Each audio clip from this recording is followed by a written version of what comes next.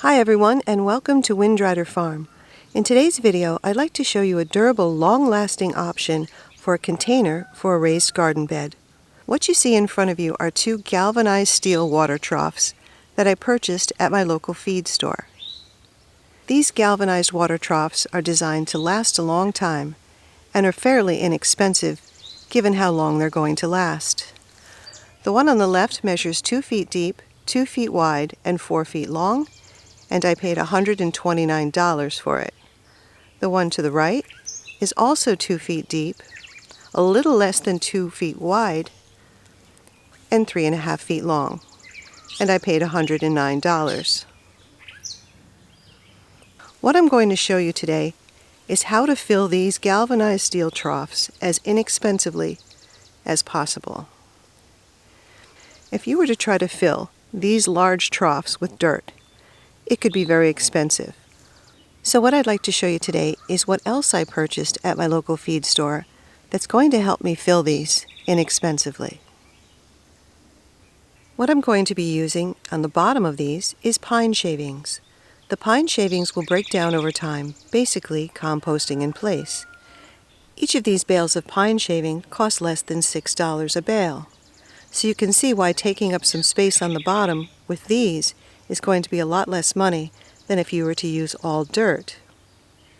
So what you're seeing now is how much 3 bales of pine shavings filled 2 of these very large galvanized water troughs.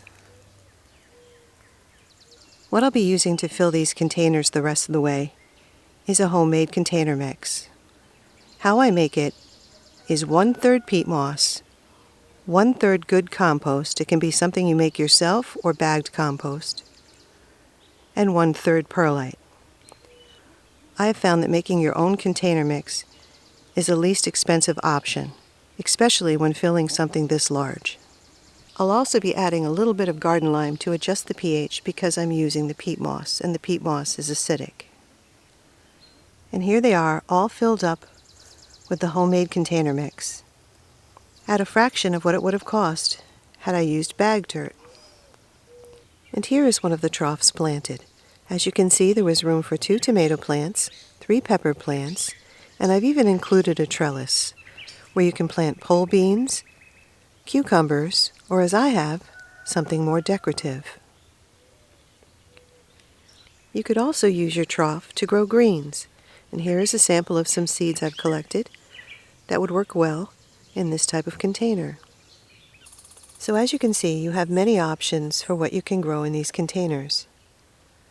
I also like these containers because they would work very well for someone who is not able to get down on their knees and weed in the garden. At 2 feet tall, these are easy to maintain. As you can see, these would also work very well for someone who uses a wheelchair, as these are 2 feet high, and the average wheelchair seat height is 19 inches. Thank you for spending some time with me today, and I hope you found the information in this video helpful.